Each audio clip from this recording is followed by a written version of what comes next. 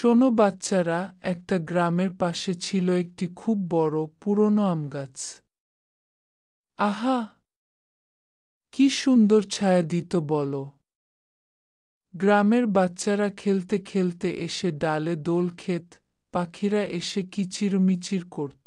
গাছটা যেন সবার বন্ধু। একদিন সেই গ্রামে নতুন একটি বাচ্চা এল। তার নাম রারা। রারার মনটা কেমন যেন ভয় ভয় করত।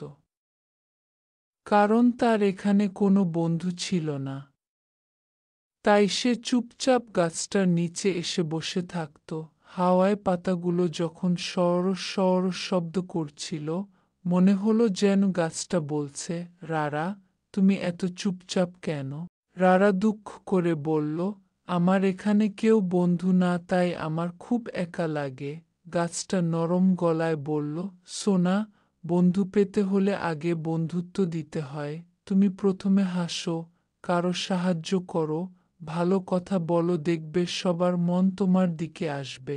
পরদিন রারা ঠিক করল, কেউ পড়ে গেলে তাকে উঠতে সাহায্য করল, কারো রং ফুরিয়ে গেলে নিজের রং দিল, খেলার সময় জায়গা করে দিল।